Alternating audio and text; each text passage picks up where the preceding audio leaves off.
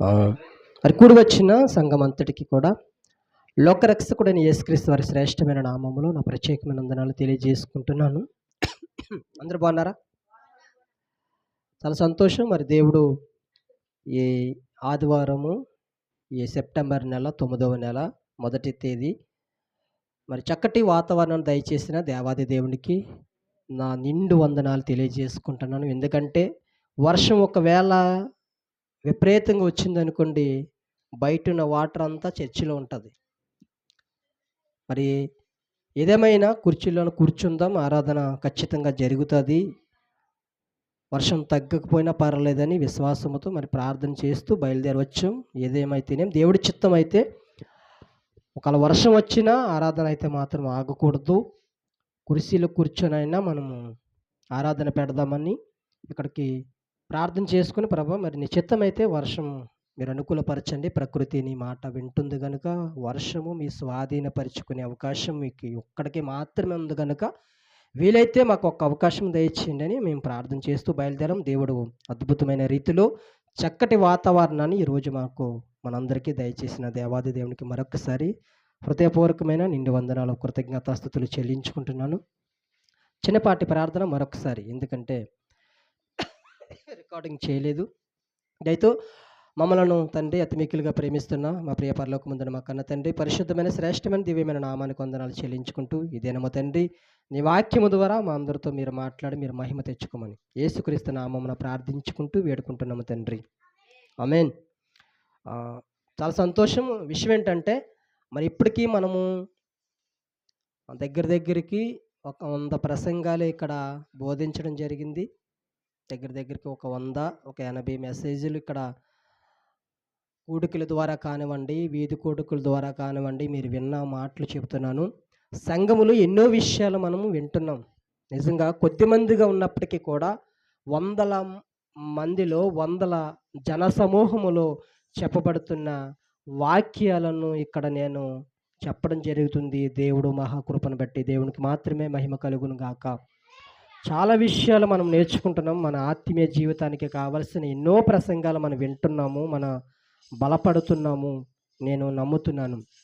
మరి కూడి వచ్చిన మీ అందరికీ కూడా మరొకసారి వందనాలు తెలియజేసుకుంటున్నాను. ఒక మంచి అంశం ద్వారా ఈరోజు మీతో మాట్లాడబోతున్నాను కనుక దయతో మీరందరూ శ్రద్ధాశక్తులతో ఈ మాటలు వినవలసిందిగా మీకు మనవి చేస్తున్నాను. విషయం ఏంటంటే మన నోటితో కొన్ని ఒప్పుకోవలసినవి ఉన్నవి. ఎవరైతే మన నోటితో ఈరోజు నేను చెబుతున్న 3 విషయాలు ఎవరైతే ఒప్పుకుంటారో, క్షమించండి, నేను చెబుతున్న విషయాలు ఎవరైతే ఒప్పుకుంటారో వారు ఈ 3 మేలులు పొందుకుంటారన్నమాట. మన నోటితో ఈరోజు మనం ఒప్పుకోవలసిన కొన్ని మాత్రమే నేను మీ ముందుకు తీసుకొస్తున్నాను. ఈరోజు చెబుతున్న ఈ ప్రసంగంలో ఈ యొక్క వాక్యములో 3 మేలులు మనం పొందుకుంటాం మన నోటితో ఒప్పుకుంటే. అవేంటో మనం లేఖన భాగాన్ని మనం పరిశీలన చేసి చూస్తే ఒక అద్భుతమైన మాట, దేవాది దేవుడు రాయించిన మాట. ఒకసారి మీ చేతుల్లో ఉన్న పరిశుద్ధ గ్రంథాన్ని తెరిచి సొలొమోను రచించిన సామెతల గ్రంథము 28వ అధ్యాయము 13వ వచనములో ఒక అద్భుతమైన మాట దేవుడు రాయించాడు. ఈరోజు ఈ విషయాలు మనము మన నోటితో ఒప్పుకుంటే, సామెతల గ్రంథము 28వ అధ్యాయము 13వ వచనము.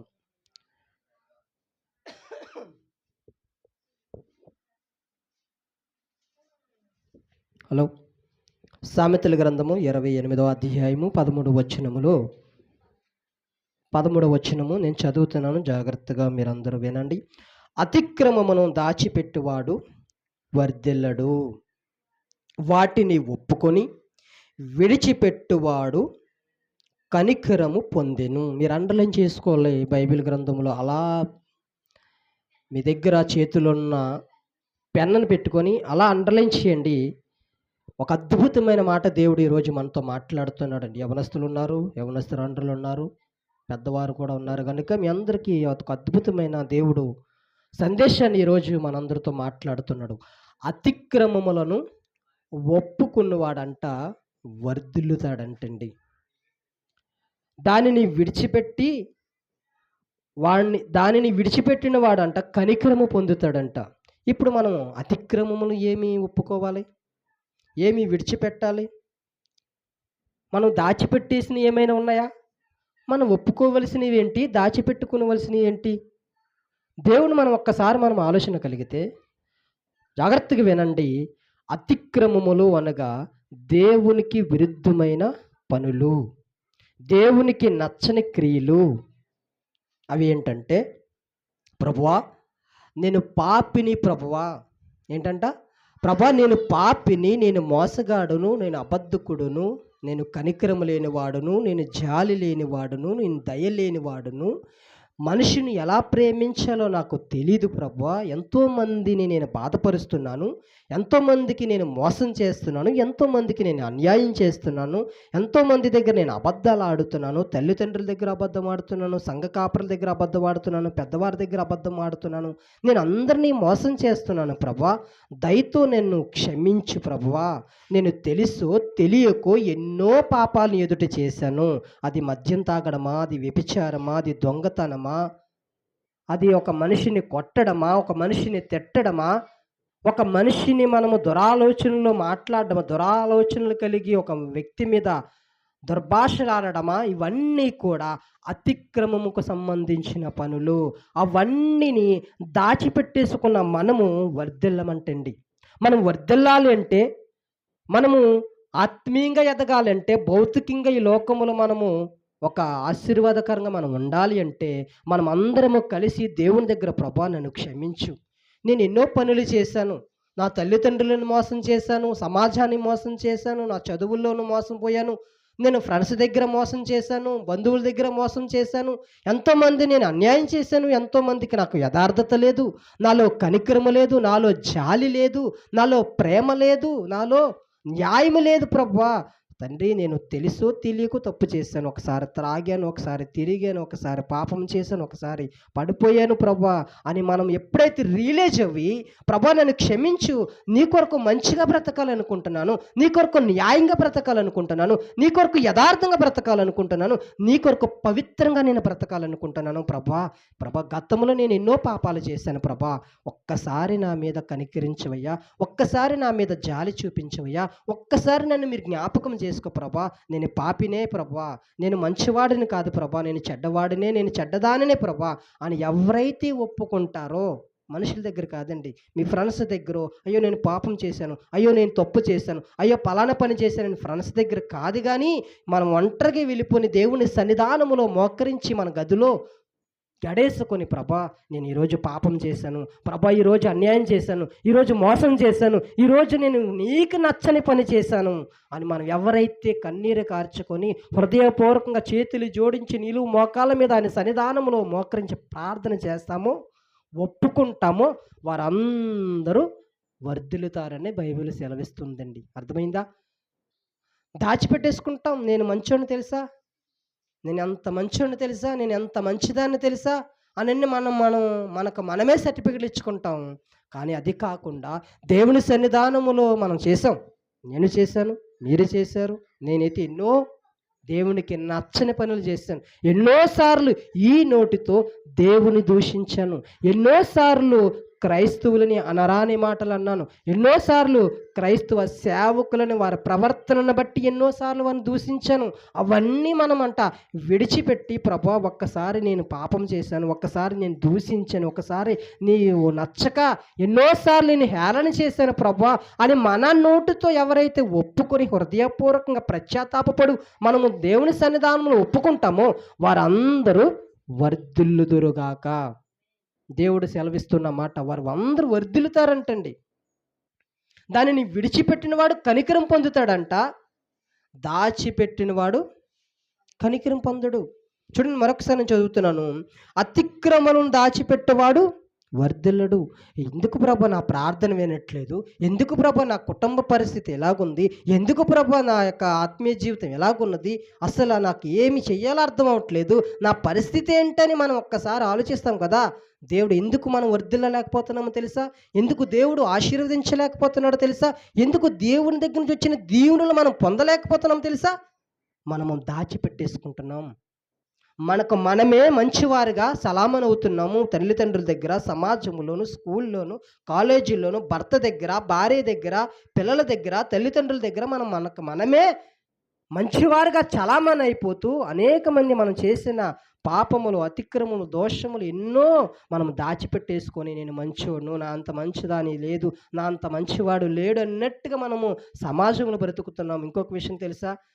చర్చికి వచ్చిన వారే త్రాగుడికి బానిసలైపోయిన వారు ఎందరో ఉన్నారండి. ప్రభు బలలో చేయి పెడతారు వారే. త్రాగిన తాగుబోతులే, తిరుగుబోతులే, వ్యభిచారం చేసేవారే వారందరూ అంట ప్రభు రొట్టెలోను, ద్రాక్షరసములోను చేతులు పెడతారంట. సిగరెట్ తాగుతారు, కైనా, గుట్కా, రకరకాల బూతులు, అసభ్యకరమైన బూతులు మాట్లాడేవారు ఈరోజు క్రైస్తవులు. అసభ్యకరమైన మాటలు మాట్లాడేవారు ఈరోజు సమాజంలో పెద్దలు. పెద్దవాడుకున్న అర్హత లేదు, క్రైస్తవుడికి అర్హత లేదు, కానీ మనకు మనమే సర్టిఫికేట్ ఇచ్చేసుకుని నేను ఎవరినో తెలుసా? నేను క్రీస్తును ఆరాధిస్తున్న క్రైస్తవుడిని, నేను క్రీస్తును నమ్ముకున్న క్రైస్తవు రాలునని మనం సమాజంలో చెప్పుకొని తిరుగుతున్నామండి. నిజంగా ఇక్కడికి మందిరంలోకి వచ్చిన తర్వాత ఒక మొబైల్లో ఒక మెసేజ్ వస్తే చూస్తున్నానండి. మా ఊరిలో సంబంధించిన ఒక కుర్రోడు ఒక సేవకుడికి ఫోన్ చేసి, అయ్యా అన్న, మీరు పలానా విషయంలో ఒక వ్యక్తి మీద ఒక తప్పుడు స్టేట్మెంట్ ఇస్తున్నారు, అది కొంచెం కరెక్ట్ చేసుకోండి అన్నట్టుగా మంచిగా మాట్లాడాడు. నిజంగా మీరు ఒకసారి ఆలోచిస్తే ఆ బూతులు వింటుంటే ఇదే ప్లేస్లో కూర్చొని విన్నాను, వినలేకపోతున్నాం. ఎవరు తెలుసా మాట్లాడేది? సేవకుడు. సేవకుడు ఒక్క అన్ని జనులైనా బాగా మాట్లాడతారు అనుకుంటా, అన్ని బూతులు మాట్లాడరు అనుకుంటా. అప్పటికే అబ్బాయి అంటున్నాడు, అన్న ఏంటన్నా మన క్రైస్తవులు సేవకుడు కదా అలా మాట్లాడుతున్నావు ఏంటనంటే, ఎన్ని బూతులు, నువ్వు 10 మందికి పుట్టేవరా, నువ్వు పలానా వాడికి పుట్టేవరా. ఇటు అసలు ఈ అబ్బాయి ఎవరో తెలియదు. అసలు అది అనొచ్చా? అలాగా అలాంటి మాట్లాడచ్చు ఒక సేవకుడు? ఈరోజు సాతాను సేవకులను పడగొడుతుంది, సాతాను విశ్వాసులను పడగొడుతుంది, సాతాను సంఘ పెద్దలను కూడా పడగొడుతుంది. వాడేసుకుంటున్నాడు. పైకి నేను సేవకుడని చెప్పుకుంటాను, కానీ ఎన్ని బూతులు ఆడుతున్నాను, ఎన్ని తిట్లు తిడుతున్నాను, ఎన్ని మోసాలు చేస్తున్నాను, ఎన్ని అన్యాయం చేస్తున్నాను, నా వల్ల ఎన్ని కుటుంబాలు సఫర్ అవుతున్నాయి, ఎన్ని ఇబ్బందులు పడుతున్నాయి ఆలోచన ఉండదండి. అలాంటి వారు వాటిని ఒప్పుకొని, ఇప్పుడు తెలుసో తెలియకో మాట్లాడేసి కోపంలో బీపీ రైజ్ అయిపోయినా ఏదో వచ్చేసావు, లేకపోతే ఒక వ్యక్తి నీకు నచ్చని వ్యక్తి కోసం మాట్లాడాడు, నువ్వు రెచ్చిపోయావు. నేను కాదంటలేదు, కానీ ఆ క్షణమే నువ్వు పక్క గదిలోకి వెళ్ళి, ప్రభా మరి సహోదరుడు చాలా ప్రేమగా మాట్లాడుతున్నాడు, నేను సమాధానం చెప్పాలి, లేకపోతే నాకు నచ్చకపోతే నచ్చలేదని తప్పించుకోవాలి, కానీ ఇలా బూతులు ఆడకూడదు ప్రభువా అని మనం ఒప్పుకుంటే ఒకవేళ నిజంగా దేవుడు ఒకవేళ క్షమిస్తాడేమో. కానీ నేను చేస్తున్నది కరెక్టే, నేను మాట్లాడిన ఈ దుర్భాష మంచిదే అని మనము సర్టిఫికెట్ మనమే ఇచ్చేసుకుంటూ సంఘములో సలామనైపోయామనుకోండి, దేవుడు కేకరి చుమ్మేస్తాడంటే తెలుసా? బైబిల్ గ్రంథంలో ఉంది, ఉమ్ము వేస్తాడంట. ఒక మనిషి దారిన పోతున్న ఒక వ్యక్తి మీద మనం ఉమ్ము వేస్తే దాని ప్రతిఫలం ఎలా ఉంటుంది చూడండి ఒకసారి. ఊరుకుంటామా? ఎంత అవమానపడతాం, ఎంత తలదించుకుంటాం.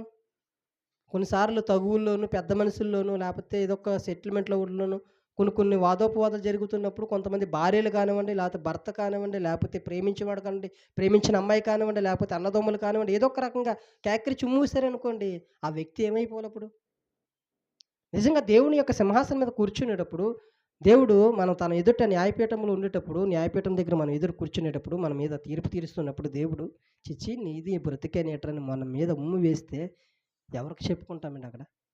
అంటే మనము అతిక్రమములను దాచిపెట్టేవాడు వర్ధిల్లడు. మనం వర్ధిల్లాలంటే ఒప్పుకోవాలి, ప్రభా నేను తప్పు చేశాను, ప్రభా నన్ను క్షమించు, ప్రభా నేను ఈరోజు ఈ బూతు వాడాను, ప్రభా ఈరోజు నేను కంట్రోల్ చేసుకోలేకపోయాను, నేను త్రాగుకి బానిస అయిపోయాను, గుట్కాకి, సిగరెట్కి, చుట్లకు, లేకపోతే పలానా సినిమాలకు, షికారులకు, లేకపోతే ఒక అమ్మాయిని చూసే విధానం కానివ్వండి, ఒక అబ్బాయిని చూసే విధానం కానివ్వండి, లేకపోతే తల్లిదండ్రులతో మనం అనరాని మాటలు అనకుండా ఇవన్నీ కూడా ఎప్పటికప్పుడు మనం రియలైజ్ అవుతూ, ప్రభా నేను క్షమించి ఈరోజు నేను కొంచెం తప్పు చేశాను, కొంచెం కోపం కంట్రోల్ చేసుకోలేకపోయానని ప్రభా అని మనం ఒప్పుకుంటే ఖచ్చితంగా దేవుడు బ్లెస్సింగ్ మన మీద ఉంటుంది. కానీ అవన్నీ మనము దాచిపెట్టేసుకున్నాం అనుకోండి, ఎవ్వరు వర్ధిల్లరంట. నెంబర్ 1 పాయింట్ మాత్రమే చెప్పాను, ఇంకా 2 పాయింట్లు ఉన్నాయి. అర్థమవుతుందా?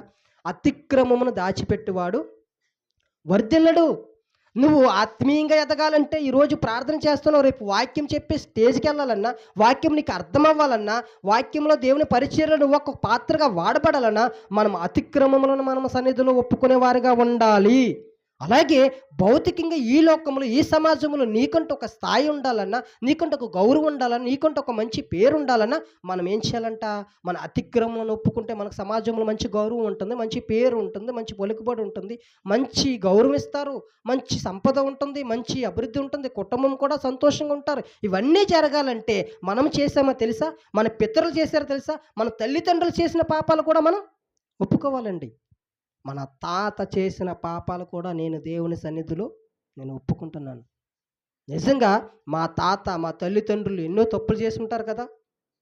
వారు చేసిన, తెలుసో తెలియక చేసిన పాపాలను కూడా మనం దేవుని సన్నిధానములో మోకరించి, ప్రభా దయతో వారిని కనికరించండి, క్షమించండి, ఏమైనా వారు చేసిన ఆ అపరాధములు, ఆ అతిక్రమం వల్ల మా మీదకి ప్రభా తండ్రి మీరేమైనా కనికరించలేకపోతున్నారేమో, ఆటంకంగా ఉన్నావేమో, నీ దీవులను పొందుకోలేక, నీ యొక్క ఆశీర్వాదాలు పొందుకోలేక, నీ ఆత్మీయతలు ఎదగలేకపోతున్నాం ప్రభా అని మనము విడిచిపెట్టి ముందుకు వెళితే ఖచ్చితంగా దేవుడు బ్లెస్సింగ్ ఉంటుంది, మనం వర్ధిల్లుతాం. దేవునికి మహిమ కలుగును గాక. రెండో మాట నేను చూపిస్తున్నాను.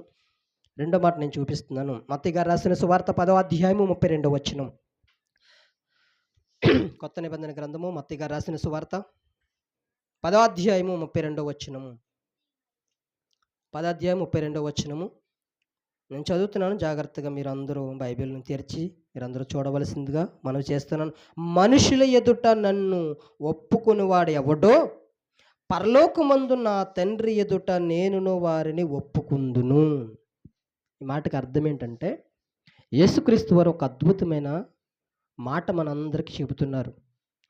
ఎవరైతే క్రీస్తే రక్షకుడు, క్రీస్తే ఏకైక దేవుడు, క్రీస్తే నా కొరకు ప్రాణం పెట్టిన దైవము, నా కొరకు పరలోకము నుండి ఈ భూలోకానికి వచ్చి 33.5 సంవత్సరములు ఈ పాపపు లోకములో బ్రతికి కలంకము కానీ, మలినము కానీ, అపవిత్రత కానీ ఏమి అంటించుకోకుండా పరిశుద్ధంగా బ్రతికి నా కొరకు తన రక్తాన్ని చిందించి సమాధి చేయబడి మృత్యుంజయుడిగా మరణాన్ని గెలిచి తిరిగి లేచి నా కొరకు ప్రాణం పెట్టి నన్ను పరిశుద్ధపరచడానికి లోకానికి వచ్చాడా, నన్ను రక్షించడానికి, నేను కాపాడడానికి ఆ యొక్క పరలోకం నుండి ఈ భూలోకానికి దిగి వచ్చిన దేవుడు ఈయనే అని ఎవరైతే ఒప్పుకుంటారో, సమాజంలో ఇగో నేను క్రీస్తువును నమ్ముకుంటున్నాను, క్రైస్తవుడును, నేను క్రీస్తే నా రక్షకుడు, క్రీస్తే నా విమోచకుడు, క్రీస్తే నా దేవుడు, క్రీస్తే నన్ను రక్షించగల సమర్థత కలిగిన దేవుడు అని ఎవరైతే ఒప్పుకుంటారో నోటితో, వారినంట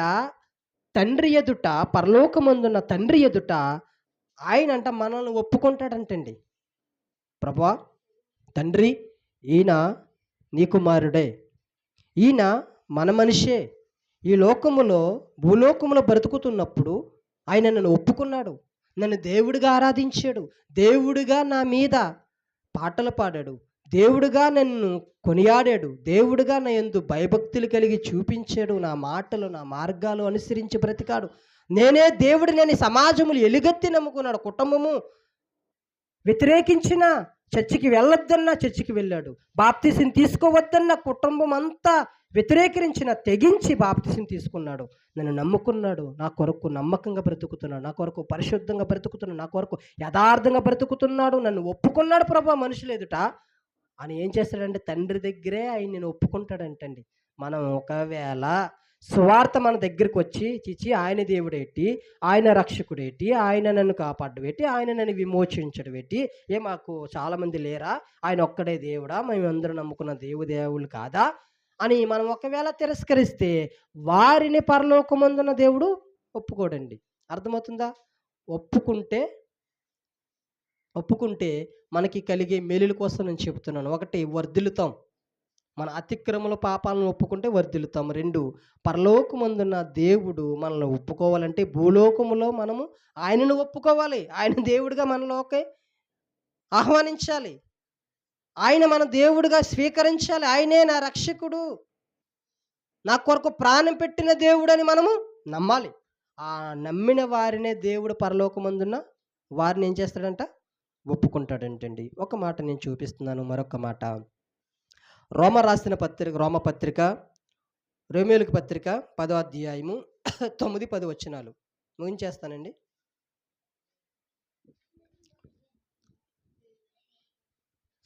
రోమేలుకి రాసిన పత్రిక 10వ అధ్యాయము 9, 10 వచనాలు నేను చదువుతున్నాను, జాగ్రత్తగా వినండి. అదే మనకి యేసు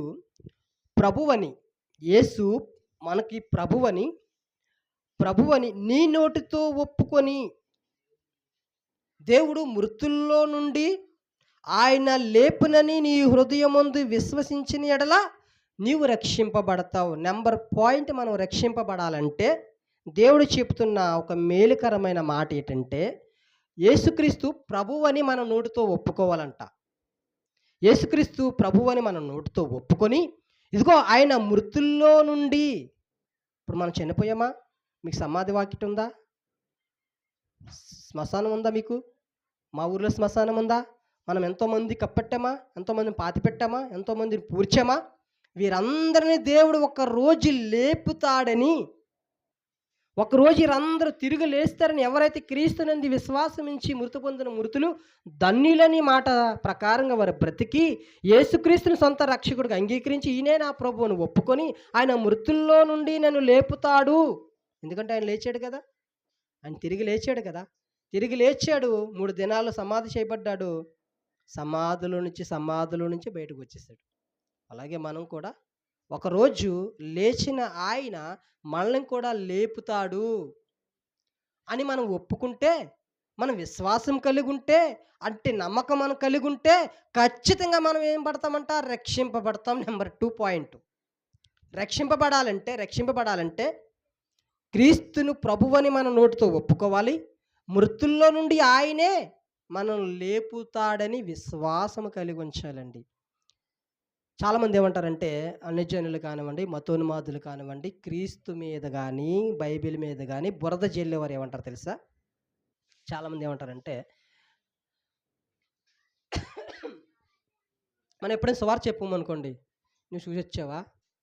ఇటు 3వ రోజున యేసు ప్రభు వారు తిరిగి లేచాడు, తర్వాత యేసుక్రీస్తు వారు 2వ రాకడలో నువ్వు సమాధులున్న నీవు, విశ్వాసగా క్రీస్తు యందు విశ్వాసం ఉంచి నమ్మకం ఉంచి బ్రతుకుతున్న నీవు మరలా సమాధుల నుంచి లేపబడతావా? నువ్వు చూసొచ్చావా? అది వాస్తవమా? అది నిజమా అని చాలామంది వెక్కిరింతలుగా ప్రశ్నించేవారు సమాజంలో చాలామంది ఉన్నారండి. ఇంకో జనం ఉందంట, ఇంకో బ్రతుకు ఉందంట, మరలా ఇటు పరలోకానికి వెళ్ళిపోతాడంట, నరకానికి వెళ్ళిపోతాడంట, ఇక్కడే లోకంలో నచ్చినట్టు బ్రతకాలి, తిన్నది త్రాగాలి, తాగినట్టు తిరగాలి, నచ్చిన దాని దగ్గరికి వెళ్ళాలి, నచ్చినోడి దగ్గరికి పోవాలి, ఏది తాగాలనుకుంటే తాగాలి, ఏది తిరగాలనుకుంటే తిరగాలి, ఏది చూడాలనుకుంటే చూసేయాలి, ఇక్కడ ఈ లోకంలో అనుభవించాలి సుఖం అంతానే. ఎందుకు తర్వాత చనిపోయిన తర్వాత నువ్వు చూసొచ్చావా, నువ్వు వెళ్ళొచ్చావా అని చాలామంది అడుగుతారు కదా. ఇలాంటి మూర్ఖులందరికీ దేవుడు ఒక అద్భుతమైన ప్రకృతిలో ఎన్నో రుజువులు పెట్టాడండి. మనందరికీ తెలుసా గొంగుల పురుగు? తెలుసా? ఆ గొంగుల పురుగు కొన్ని రోజులకి ఏమవుతుందో తెలుసా? మరి ఈ మూర్ఖులకు అర్థమైందా? గొంగుల పురుగు సీతాకోక చిలకగా అవుతుందా? అవుతుంది కదా. అంటే ఒక గొంగులి పురుగు సీతాకోకుగా అది మార్చబడుతుంది కదా. అలాగే ఒక మనిషి సమాధి చేయబడుతున్న మనిషి, అది విశ్వాస అయితే, దేవుడు నమ్ముకున్న యథార్థమైన విశ్వాస అయితే మరలా తిరిగి మహిమ శరీరము ధరించుకొని నిత్య రాజ్యంలోనికి వెళ్ళలేడా? వెళ్తాడు కదండి. దేనికి పనికిరాని గొంగులు పురుగే ఒక అద్భుతంగా మనుషులతో ఆకర్షింపబడుతున్న విధంగా ఒక అందమైన ఆకారాన్ని ధరించుకొని అది మరణించి మరలా సీతాకోక చిలకగా మన మధ్యకి కనిపిస్తుంది. ఎన్నో సాక్ష్యాలు, రుజువులు మనకు కనిపిస్తున్నాయి కదా. అదే మాదిరిగా మనం కూడా ఏం చేస్తామంటే, ఈ బ్రతుకు ఎవరికి నచ్చకపోయినా, ఈ బ్రతుకు మన కుటుంబానికి, అన్నదమ్ములకి, స్నేహితులకి ఎవరికీ నచ్చకపోయినా, మనము కానీ దేవునికి నచ్చితే, అర్థమవుతుందా? అమ్మకి, నాన్నకి, ఫ్రెండ్స్‌కి, వీధిలో వారికి, కుటుంబాలకి, భార్యకు, భర్తకు, తల్లిదండ్రులకి ఎవ్వరికి నచ్చకపోయినా దేవుడనే ఒక్కడున్నాడు చూసారా? ఆయనకి మాత్రం మనం నచ్చామనుకోండి, ఎలాగైతే గొంగుళి పురుగు సీతాకోకగా మలచబడి ఒక అందరితో అది ఆకర్షింపబడుతుందో, ఈరోజు మనము కూడా ఈ బ్రతుకు ఎవరికీ నచ్చదండి. గొంగుళి పురుగు కూడా ఎవరికీ నచ్చదు. గొంగుళి పురుగు స్టిక్కర్‌లు ఎవరు గోడల మీద అంటించుకోరు. గొంగుళి పురుగుని ఎవరిని చేతులో ఎట్టుకొని అది దాన్ని ముద్దాడరు.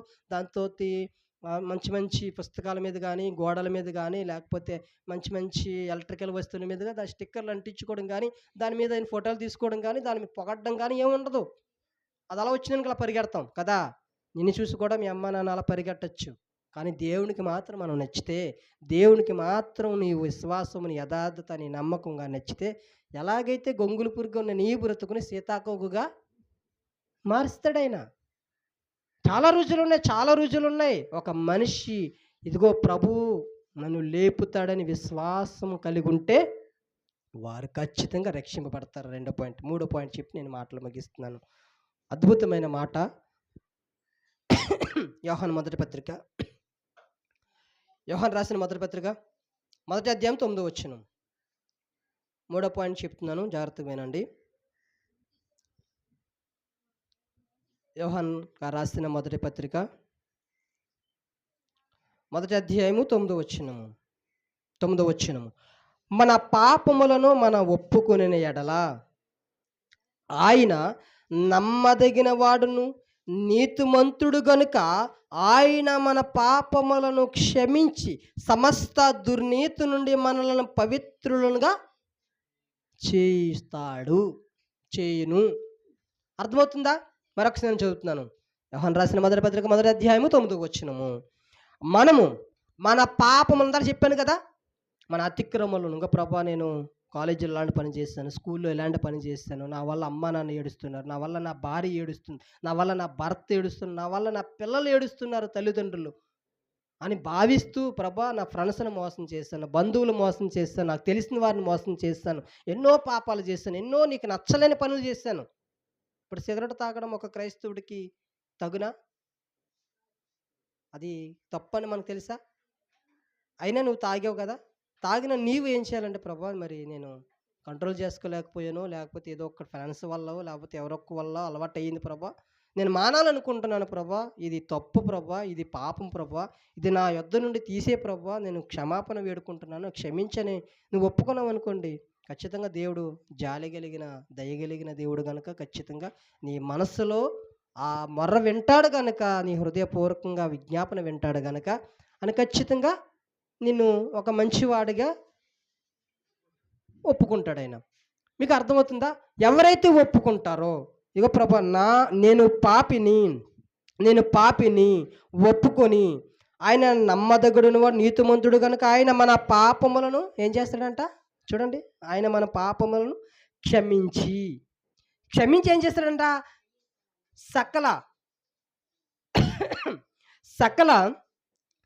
క్షమించి సమస్త దుర్నీతి నుండి,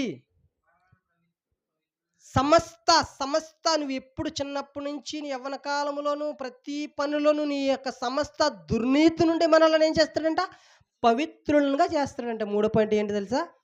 మనం ఒప్పుకున్నాం అనుకోండి, మనం పవిత్రులం అవుతాం. ఇప్పుడు మనం ఎవరం తెలుసా? ఈ మాటలు వింటున్న వారు ఎవరు తెలుసా? సోషల్ మీడియాలో ఈ మాటలు వింటున్న వారు ఎవరు తెలుసా? మనమందరం అపవిత్రులము, మనమందరము పాపులము, మనమందరము దేవునికి నచ్చలేని విరుద్ధమైన ఎన్నో కార్యాలు చేసిన పాపిష్టి మనుషులము. మనం అపవిత్ర పనులు చేసేవారము. మానవుడు అనగానే అపవిత్ర పని చేయడానికి కేంద్రమాడు. మానవుడు అనగానే వాడు మంచివాడు అనేవాడు ఎవడు ఉండడండి. వాడు స్వామీజీయా, వాడు ఫాస్టరా, వాడి యొక్క నమాజ్ చేస్తున్నాడా, ఎవరు ఆల్మోస్ట్ భూప్రపంచంలో పుట్టిన ప్రతి మనిషి కూడా ఏదొక్క పాపములో పడిపోయిన వాడే. చాలామంది అంటారు, మేము పాపం చేయలేదు, మేము మోసం చేయలేదు, మేము పాపం ఏంటి అమ్మ ఇటు చూడండి, మేము పాపం చేయలేదు, మేము ఏ పాపం చేసామని చాలామంది ఏం చేస్తారంటే అడుగుతారు కదా. నిజంగా మనం మంచివారం అయితే, నేను గతంలో చెప్పాను, స్వార్థ కూడుకులో చెప్పాను, నిజంగా మీరు అందరూ మంచోళ్ళు అయితే, అమ్మ ఇటు చూడండి, అశోక్ ఇటు చూడాలి, నా వైపు చూడాలి, ఆగండి, మాట్లాడుతుంది నన్ను, నేను తాగితే వాటర్ నేను తాగాలి, కూర్చున్న వాళ్ళకి ఎందుకు వాటర్? కూర్చో, తర్వాత తాగగలరు. అయిపోయింది కదా! మీరు లాస్ట్‌కి వచ్చేసారు. మీరు అటు ఇటు వెళ్ళిపోతున్నారు గనుక ఒకసారి 5 నిమిషాలు. అర్థమవుతుంది కదా! ఇప్పుడు చాలామంది అంటారంటే మేము మంచోళ్ళము, మేము పాపములు కాదని స్వామీజీలు చాలామంది అంటున్నారు. మేము పాపములేంటి? మేము ఏ పాపం చేసాం అంటున్నారు. మేము పాపములవే కాదు, మేము నీతిమంతులు, మంచివాళ్ళము. మా అంత మంచోడు ఎవడో లేడు, మా అంత నీతిమంతుడు ఎవడో లేడని స్వామీజీలు, పండితులు, చాలామంది స్కాలర్సు, చాలామంది జ్ఞానము సంపాదించుకున్న జ్ఞానవేత్తలు, శాస్త్రవేత్తలు చాలామంది అంటారు కదా! నిజంగా నేను ఒక మాట అంటాను. మనం అందరము మంచోళ్ళమైతే, సమాజంలో మంచోళ్ళ మధ్య మనం బ్రతుకుతే, మన ఇంటికి తాళాలు ఎందుకేసుకుంటున్నాం? అర్థమవుతుందా? ఇప్పుడు స్వామీజీ నిజంగా సమాజంలో అందరూ మంచోళ్ళైతే మేమేమంటున్నామంటే అందరూ పాపం చేసిన వారు, మనిషి అనేవాడు మంచోడు ఒక్కడు లేడు. అందరూ ఏదో ఒక పాపం చేశారని మేము మాలాంటి సేవకులు కానివ్వండి, గ్రంథము పట్టుకున్న ఎంతోమంది విశ్వాసులను కానివ్వండి, సువార్తలు గాని ప్రకటిస్తున్నారు. ప్రకటిస్తున్నప్పుడు ఏమంటున్నారంటే మేము ఏ పాపం చేసామంటున్నారు కదా!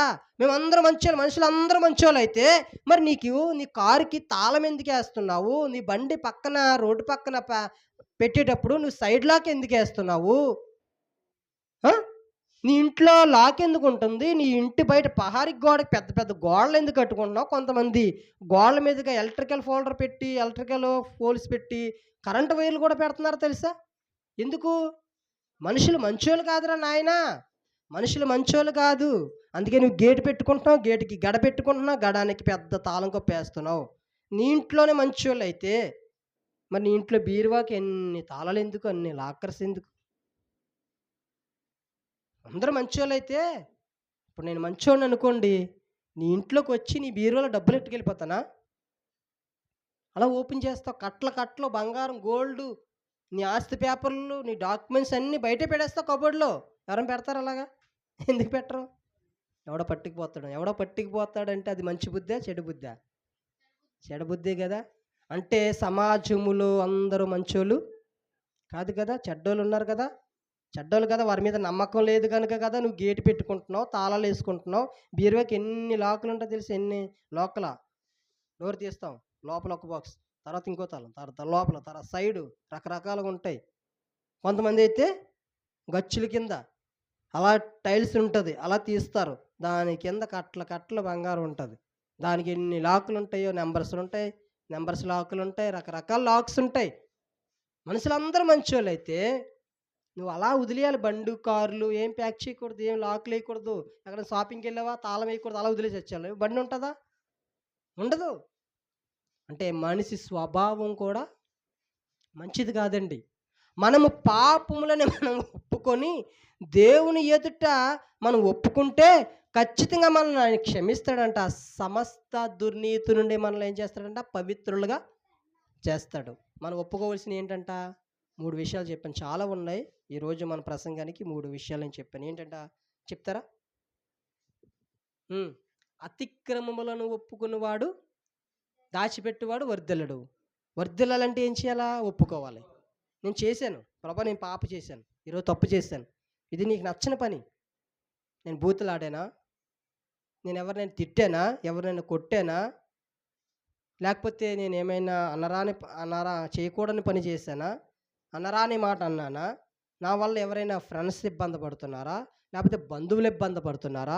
లేకపోతే తల్లిదండ్రులు ఇబ్బంది పడుతున్నారా? చేసుకున్న భార్య ఇబ్బంది పడుతుందా? చేసుకున్న భర్త ఇబ్బంది పడుతున్నాడా? నన్ను కన్న తల్లిదండ్రులు ఇబ్బంది పడుతున్నారా? లేకపోతే నేను పిల్లల్ని కన్నాను కదా! నేను ఒక తండ్రిగా ఉన్నాను కదా! నా వల్ల నా పిల్లలు బాధపడుతున్నారా? అని మనం ఏం చేయాలని ఒకటికి 10 సార్లు ఆలోచన కలిగి ఈరోజు నేను పాపం చేశానా? ప్రభా ఈ యొక్క సెప్టెంబర్ నెల మొదటి తేదీన మొదటి ఆదివారం నాడు నన్ను ప్రవేశపెట్టావు కదా! మరి గత వారములో నేను ఏమైనా పాపాలు చేశానా? ఏమైనా బూతులాడానా? ఏమైనా చూడకూడనివి నేను చూశానా? వెళ్ళలేని చోటకి నేను వెళ్ళానా? తాగకూడనివి నేను తాగానా? అని మనం ఒక్కసారి పరిశీలన చేసుకొని మనం అవన్నీ విడిచిపెడితేనే మనం వర్ధిల్లుతామండి.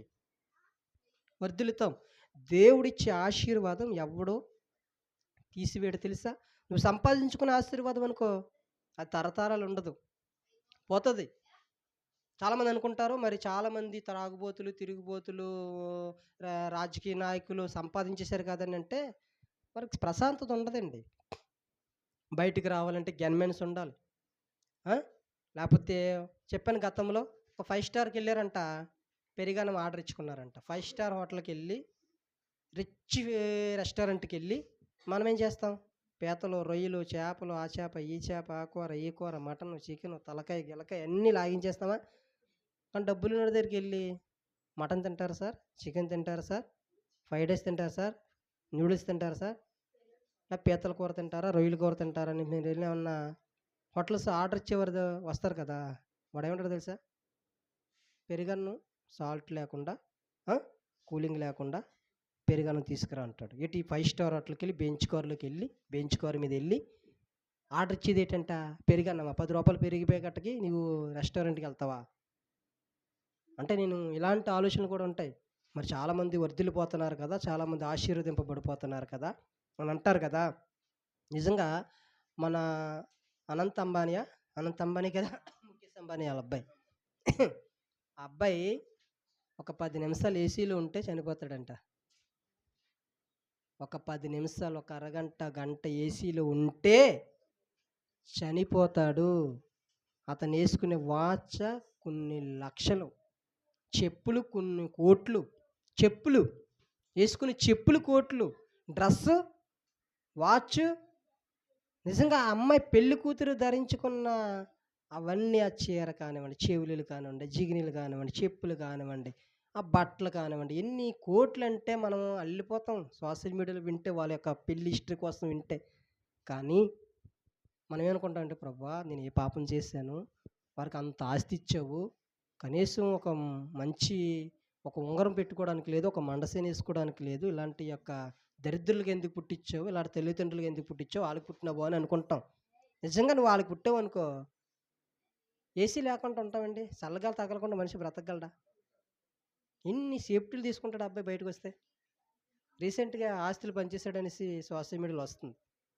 వాళ్ళ అబ్బాయిలకి కొంతమందికి కొన్ని వ్యాపారాలు, కొంతమందికి ఒకడికి కొన్ని వ్యాపారాలు ఇచ్చేసినట్టుగా మనకి తెలుస్తుంది. అది ఎంతవరకు వాస్తవం మనకు తెలీదు గానీ, నిజంగా అమ్మాయి కూడా చాలా అందంగా ఉందండి. అంటే నేనేమంటున్నానంటే, వర్ధిల్లుతారు అతిక్రమములను ఒప్పుకునేవాడు వర్ధిల్లుతాడు అనేసి నేను చెప్పాను కదా! మనమేమనుకుంటాం కొంతమంది మేధావులుంటారు కదా! మరి ఆళ్ళు అతిక్రమలు ఒప్పుకోవట్లేదు. వారు ఏ పాపముల పనుల్ని ఒప్పుకోవట్లేదు, విడిచిపెట్టట్లేదు. అయినా సరే వారు వర్ధిల్లుతున్నారు కదా! వారు దీవించబడుతున్నారు కదా! అంటాం కదా! అలాంటి వారి కోసం నేను ఈ మాటలు చెప్తున్నాను. అనంత్ అంబానీ అంటే నాకేం నచ్చదు కాదు. అలాంటి వారిని మనం హేళన చేయడానికో, అలాంటి వారి కోసం చెడ్డగా మాట్లాడడానికో కాదు. ఒకవేళ నీకు అలాంటి ఆలోచన ఉంటే చూడు అలాంటి వారి స్థితి ఏ పరిస్థితులు ఉన్నారో. నువ్వు రెస్టారెంట్‌కెళ్ళి మటన్ తింటావా? తలకాయ తింటావా? చికెన్ తింటావా? తిను నీకు మంచి ఆరోగ్యం ఇచ్చాడు దేవుడు. కానీ నువ్వు ధనవంతులని చెప్పుకుంటున్నావే, వాళ్ళకిలా ఉండాలనుకుంటున్నావే, కానీ నీకులాంటి స్వేచ్ఛ వారికి లేదు. నువ్వు సింగిల్‌గా బయటికెళ్ళిపోతావు. కాకినాడ కారు మీద క్షమించండి. బండి మీద ఎళ్ళిపోతావు, ఆటో మీద ఎళ్ళిపోతావు, తిరిగొచ్చేస్తావు. ఇప్పుడు అనంత్ అంబానీ ఎలా వచ్చేస్తాడా సింగిల్‌గా? రావాలంటే మొత్తం ఫుల్ బందోబస్తు రావాలి. ఎందుకంటే అతను యేసుకున్న బంగారం కానివ్వండి, వస్త్రాలు కానివ్వండి, వారు వాడే మొబైల్ కానివ్వండి, వారి చెప్పులు కానివ్వండి, వారి కార్లు కానివ్వండి, ఎన్నో కోట్లు ఖరీదు చేస్తాయి కదా! నువ్వైతే బీచ్‌కెళ్తావా? సరదాగా ఎళ్ళొచ్చు. హోటల్‌కెళ్తావా? సరదాగా ఎళ్ళొచ్చు. ఏం తింటావా? తినే. కారం తగలకూడదు, ఉప్పు తగలకూడదు, ఏసీ తగలకూడదంటే మనిషి ఇంకెందుకండి? ఎన్నో రోజులు బ్రతకరు కదా అలాంటి వారు. కానీ మనమైతే హ్యాపీగా బ్రతుకుతాం. హ్యాపీగా ఉంటాం. నేను ఎందుకు ఈ మాటలు చెప్తున్నానంటే, మనము వర్ధిల్లాలంటే, దేవునిలోనూ భౌతికంగా వర్ధిల్లాలంటే, ఆయన ఇచ్చే ఆశీర్వాదం మనం పొందుకోవాలంటే, ఆయన దీవెన మనము ఆస్వాదించాలంటే, ఆయన దీవెన మనము ఆశీర్వాదం ఆయన యొక్క దీవెన మనం పొందుకునేవారుగా మనం ఉండాలంటే, మనము చేసిన అతిక్రమములు ఆయన ఎదుట మనం ఒప్పుకోవాలంట.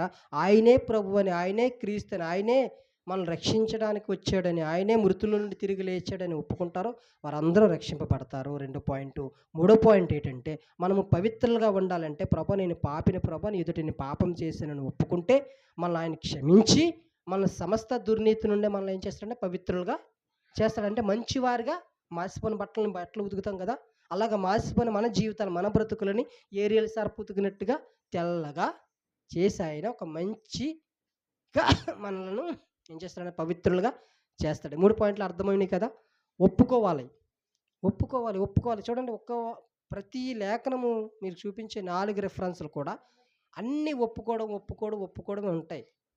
అంటే మనం ఒప్పుకుంటే దేవుడు అద్భుతమైన కార్యాలు మనం చూస్తాం. కానీ నా జీవితం ఇలాగుంది, నా పరిస్థితి ఇలాగుంది అంటే మనం కొన్ని ఒప్పుకోలేకపోతున్నాం. అమ్మో! సంఘంలో ఒప్పేసుకుంటే తిడతారేమో, అయ్యో నేను సాక్ష్యం చెప్తే నేను అందరికి చీప్ అయిపోతానేమో, నువ్వు ఎవరి దగ్గర ఒప్పుకోకు. ఏకాంతంగా ఉండు. ఏకాంతంగా ఉండు. ప్రభా, నేను గతంలో పెళ్ళికి ముందు అలాంటి పని చేశాను ప్రభా. అది నాకు తప్పని ఇప్పుడు తెలిసింది. ప్రభా నన్ను క్షమించు అని మనం ఒప్పుకుంటే ఖచ్చితంగా మనం దేవుని యొక్క దీవెన పొందుకుంటాం. దేవుడు మన పాపములను కొట్టివేసే అవకాశం ఉంటుంది ఒప్పుకుంటే. ఇప్పుడు స్టేషన్‌కి వెళ్ళి ఆ స్టేషన్‌లో దొంగతనం చేసేసి నేను ఒప్పుకోలేదంటే ఊరుకుంటారా? మా ఊర్లో గతంలో ఒక అమ్మాయిని తన భార్యని చంపేసి కాలువలో కప్పెట్టేసాడండి. చంపేసి ఆవిడ చాలా కొంచెం ఇడిపోయారు. చాలా కొంచెం చెప్పుకోలేని పనులు చేస్తుందని ఏం చేసి తట్టుకోలేక మొత్తం ఇటుకెట్టి కొట్టేసి మొత్తం ఏదో రకం చనిపోయింది. కొన ఊపిరితో ఉందంట పాపం ఆవిడ. చిన్న ఊపిరి ఉందంట, ప్రాణం ఉందంట. ఇది చెప్పి నేను ముగించేస్తాను ఒక 2 నిమిషాలు. ఏం చేశారంటే ఆయన చంపేసి మొత్తం బట్టలన్నీ చుట్టేసి ఆవిడకి చీరంతా ఒళ్ళంతా చుట్టేసి ఇప్పటికి ప్రాణం ఉందంట. కాళ్ళెట్టుకుంటుందంట. అక్క కూతురే. అక్క కూతురే. కాళ్ళెట్టి బ్రతిమలాడుతుంది, మావయ్య మావయ్య వదిలే, ఇంకక్కడ ఏ పాపం చేయను, ఏ తప్పులు చేయను, ఒక్కసారి నన్ను వదిలేని ఏడుతుందంట. ఆయన చాలా సహించాడు. ఎందుకంటే ఆయనకి అంత కోపం ఎందుకు వచ్చిందంటే కూతురిని కూడా అలాంటి పనులు చేయమంటుంది ఆవిడ. చాలా అందంగా ఉంటుంది కూతురు. ఆ కూతురిని కూడా అలాంటి పనులు చేయమంటుంది అనేసి తండ్రి దగ్గరికి వచ్చి చెప్తే తండ్రి తట్టుకోలేకపోయాడు అనమాట. ఈవిడేదో చేసింది, ఈవిడే చెడిపోయింది, ఈవిడికి నాతో విడాకులు ఇచ్చేసుకుంది, ఆస్తి అంతా పట్టుకుపోయింది, ఈవిడ బ్రతకకుండా నా కూతురు కూడా జీవితాలు పాడు చేస్తుంది అనేసి తట్టుకోలేక ఇంటికెళ్ళి కొట్టేసి పరిగెడితే ఈ పరిగెడుతుంది కదా, ఇటుకెట్టి సిరితే తలకు తగిలేసింది. తగిలితే పడిపోయింది కదా, పడిపోతే ఇంకా అక్కడే చీకట్లో సందులో పడిపోయిందంట. ఎవరికి తెలియదు. ఇప్పుడు మన చచ్చాను కదా రాత్రులు ఎవడో సందులో పడిపోయాడు అనుకోండి, అక్కడ కుమ్మేసి ఉంటే అక్కడ గత్తేసి ఉంటే ఎవడ తెలుస్తుంది. అందరూ ఊర్లో సంబరాలు, జాతర జరుగుతుంది ఆ రోజు. జ్యోతులు ఊరేగింపు జరుగుతుంది, దుర్గమ్మ జ్యోతులు ఊరేగింపు జరుగుతుంది. అందరు జ్యోతులు ఊరేగింపుకి వెళ్ళిపోయారు. మొత్తం జరిగిపోయింది. కప్పెడేసి ఎక్కడ కప్పెడేసా ఊరి చివరన మనుషులు తిరగలేని ప్లేసుల్లో తెప్ప మీద బాడీని ఎక్కించుకొని ఆ తమ్ముడు వాడు వెళ్ళి కప్పెట్టేసాడు. కప్పెడితే ఏదో రకంగా కొన్ని రోజులకి కనిపించట్లేదు ఎంక్వైరీ చేశారు. పలానాడి మీద అనుమానం వచ్చింది. కంప్లైంట్ ఇచ్చారు భర్త మీద. కంప్లైంట్ ఇస్తే వారు ఎలాంటి నిజాన్ని ఒప్పించడానికి, ఇవన్నీ ఎందుకు చెప్తున్నానంటే నిజం ఒప్పించడానికి పోలీసులు చేసే ప్రయత్నాలు ఎలా ఉంటాయో తెలుసా? సూదులు తెచ్చారంట. ఈడు అప్పటికి కొట్టారంట, ఎన్నో చేశారంట. చెప్పట్లేదని నేను తెలియదు బాబు, ఆ అమ్మాయికి నాకు సంబంధం లేదు అంటున్నాడంట. చంపినోడు ఈడే. అయితే సూదుడు పొడుస్తున్నారంట, సిగరెట్లు కాలుస్తున్నారంట. ఆ నొప్పికి ఆ బాధకి తట్టుకోలేక చెప్పేస్తాడనేసి. అంటే మనం ఒప్పుకున్నాం అనుకోండి, అన్ని అన్ని దెబ్బలు ఉంటాయా? ఇదిగో ఇలా పని చేసిందని ఒప్పేసుకున్నాం అనుకోండి, అక్కడే కొంచెం నష్టపరిహారము, జైలు శిక్ష కొలు చేసి వచ్చేస్తా కదా. ఈ మాట చెప్పడానికి ఈ స్టోరీ అంతా చెప్తున్నాను. ఆల్రెడీ రికార్డ్ అవుతుంది. ఆయన పేర్లు మనం ప్రస్తావించలేదు కానీ చెప్తున్నాను. చాలా టార్చర్ పెట్టారంట, చాలా మొండిగా ఉండిపోయాడంట, పోలీసులుగా వెళ్ళిపోయారంట. నేను రీసెంట్గా పోలీస్ స్టేషన్కి కంప్లైంట్ మీద వెళ్తే అమ్మాయి చంపేసిన కొత్త ఎస్సీలు వస్తారు కదా, సీఏలు కొత్త వాళ్ళు మారుతారు కదా, వీళ్ళకి ఒక ఫైల్ ఉంది, పెద్ద బుక్ ఉంది ఈయన పేరున. ఈ బుక్లో తీస్తుంటే అమ్మాయిని చంపేసిన ఫోటోలు, అదే పాతిపెట్టిన ఫోటోలు తీస్తారు కదా విలేకరులు వెళ్ళేప్పుడు, అవన్నీ తీస్తుంటేని రే ఎలా చంపారు అన్నాడు. కొత్త సీఏలు వస్తుంటారు కదా, రే ఎలా చంపేశారు ఇవ్వండి అంటున్నాడు ఆయన. ఆ రోజు నేను ఉన్నాను స్టేషన్ దగ్గర, ఆ రోజు వేరే పని మీద వెళ్ళాను. అంటే నేను చెప్తున్నాను, ఇంకా ఆ ముద్ర అలాగా పోతుంది. అదే మనం ఒకవేళ ఒప్పుకుంటే అంత టార్చర్ ఉండదు. మనుషులు కూడా కొన్నిసార్లు క్షమాభిక్ష పెడతారు. మనుషుల కంట దయగలిగిన, కనికరం కలిగిన దేవుని నమ్ముకుంటున్న మనము ఒకసారి తప్పులు జరుగుతాయి, నాలో జరుగుతాయి, మీలో జరుగుతాయి, అందరిలో జరుగుతాయి. అవి మనం ఏం చేయాలంటే ఒప్పుకోవాలంట. ప్రభా నేను తప్పు చేశాను, ప్రభా నన్ను క్షమించు, ఇది తెలుసో తెలియకో నా జీవితంలో జరిగిపోయింది, అది అది కరెక్ట్ కాదని నాకు అర్థమైంది, ఇంకా నేను అలా ఉండకూడదు అనుకుంటున్నాను, మంచిగా ఉండాలనుకుంటున్నాను, నా వల్ల ఎంతమంది ఇబ్బంది పడుతున్నారు, ఇది కూడా నీకు అస్సలు నచ్చదని నాకు అర్థమైంది ఇప్పుడే అని మనం ఒప్పుకున్నాం అనుకోండి, ఖచ్చితంగా దేవుడి బ్లెస్సింగ్ మనం ఎక్కడికి వెళ్ళినా ఉంటుంది. అలా పొందుకునేవారుగా మనం అందరము ఉండేలాగా చిన్నపాటి ప్రార్థన చేస్తాను. అందరూ ప్రార్థనలు ఏకీపించండి. మహాగణుడా, మహోన్నతుడమైన తండ్రి, మీ ఘనమైన శ్రేష్టమైన దివ్యమైన నామానికి వందనాలు, స్తోత్రాలు చెల్లించుకుంటున్నాం తండ్రి. మరి ప్రభా తండ్రి, మీ ఎదుట మేము ఎన్నో అతిక్రమములను ప్రభా దాచిపెట్టేవారుగా, మంచివారుగా సమాజంలో మేము చాలామంది అవుతున్నాం తండ్రి.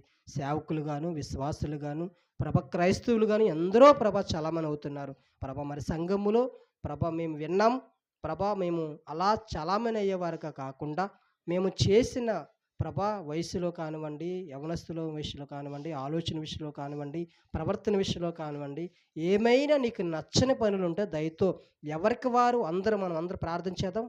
మనందరం మనసులో ఒప్పుకోండి. పైకి కాకుండా మనసులో ప్రార్థన చేయండి.